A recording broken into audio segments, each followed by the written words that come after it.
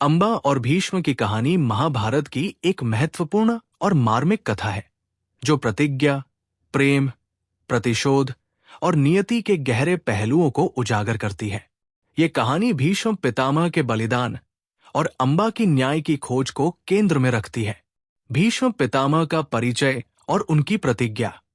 भीष्म पितामह, जिनका मूल नाम देवव्रत था, कुरु वंश के राजकुमार और हस्तिनापुर के युवराज थे।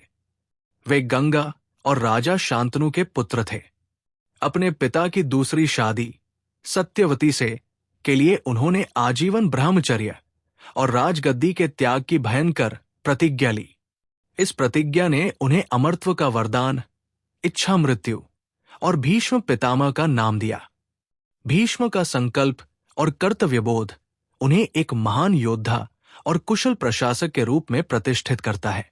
लेकिन उनकी ये प्रतिज्ञा उनके जीवन का सबसे बड़ा संघर्ष भी बनी। अंबा का परिचय और स्वयंवर की घटना। अंबा, अंबिका और अंबालिका वाराणसी, काशी के राजा की 3 सुंदर और योग्य कन्याएं थीं। काशी नरेश ने अपने पुत्रियों के लिए स्वयंवर का आयोजन किया। हस्तिनापुर के युवराज विचित्रवीर्य, जो भीष्म के छोटे भाई थे, विवाह के लिए स्वयंवर में नहीं आए। हस्तिनापुर के भविष्य और राजवंश के उत्तराधिकार को सुनिश्चित करने के लिए भीष्म स्वयं स्वयंवर में गए। उन्होंने अपने बल और कौशल का प्रदर्शन करते हुए सभी राजाओं को हराया और तीनों राजकुमारियों का अपहरण कर लिया। ये उस समय का प्रचलित विवाह रीति, राक्षस विवाह, मानी जाती थी। अंबा का प्रेम और दुविधा। जब भीष्म तीनों कन्याओं को हस्तिनापुर लाए, तो उन्होंने उन्हें अपने भाई विचित्रवीर्य से विवाह के लिए प्रस्तुत किया। लेकिन अंबा ने एक बड़ा रहस्य प्रकट किया। उसने कहा कि उसका हृदय पहले से ही शाल्वराज, साल्व, सौब देश के राजा के लिए समर्पित है और वो केवल उसी से विवाह करना चाहती है। भीष्म ने अंबा की भावनाओं का सम्मान करते हुए उसे शाल्वराज के पास जाने की अनुमति दी। शाल्वराज का अस्वीकार। अंबा शाल्वराज के पास पहुंची और उससे विवाह करने का अनुरोध किया, लेकिन शाल्वराज ने उसे ठुकरा दिया। उसने कहा कि भीष्म ने उसे स्वयंवर से बलपूर्वक ले लिया था, इसलिए वो उसे अब अपनी पत्नी के रूप में स्वीकार नहीं कर सकता। अंबा ठुकराए जाने के बाद अत्यधिक क्रोधित और अपमानित हुई। उसने सोचा कि उसके जीवन को नष्ट करने का कारण भीष्म है। वो वापस हस्तिनापुर लौटी और भीष्म से अपनी दुर्दशा के लिए न्याय की मांग की। भीष्म का अस्वीकार और अंबा का प्रतिशोध। भीष्म ने अंबा की सहायता करने से मना कर दिया। उन्होंने अपनी प्रतिज्ञा और कर्तव्यों का हवाला दिया, जिससे अंबा का आक्रोश और बढ़ गया। उसने भीष्म को उसकी इस कठोरता के लिए जिम्मेदार ठहराया और प्रतिज्ञा की कि वो किसी भी तरह से भीष्म का विनाश करेगी। अंबा की तपस्या और शिव से वरदान। अंबा ने भीष्म से प्रतिशोध लेने के लिए कठिन तपस्या की। उसने भगवान शिव को प्रसन्न किया।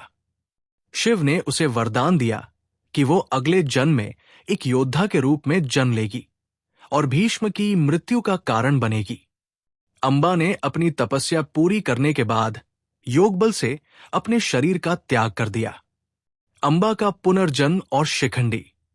अंबा ने अगले जन्म में शिखंडी के रूप में जन्म लिया। शिखंडी राजा द्रुपद की संतान थे। शिखंडी जन्म से स्त्री थे, लेकिन उन्होंने अपनी पहचान और रूप को बदलकर एक योद्धा का जीवन चुना। उन्हें यह ज्ञान था कि उनका उद्देश्य केवल भीष्म का अंत करना है।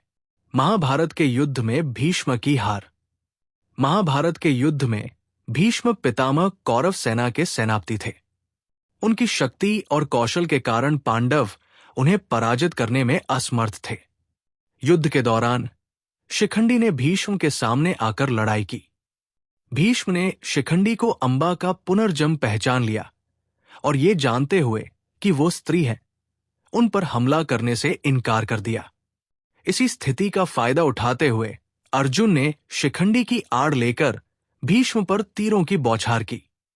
अर्जुन के तीरों से घायल होकर भीष्म धराशायी हो गए और शरशैया पर लेट गए।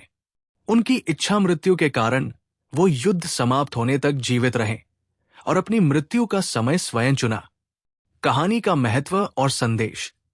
अंबा और भीष्म की कहानी न्याय, प्रतिशोध और धर्म के जटिल सवालों को उठाती है। 1. अंबा की कहानी ये सिखाती है कि अन्याय और अपमान का बदला समय और तपस्या के माध्यम से लिया जा सकता है। 2. भीष्म की कहानी उनके कर्तव्य, प्रतिज्ञा और व्यक्तिगत दुविधा के बीच संघर्ष को उजागर करती है। उनकी नैतिकता और प्रतिज्ञा ही उनकी सबसे बड़ी कमजोरी बन गई। ये कथा महाभारत के उन अंशों में से है जो मानवीय भावनाओं और नियति की जटिलता को दिखाती है।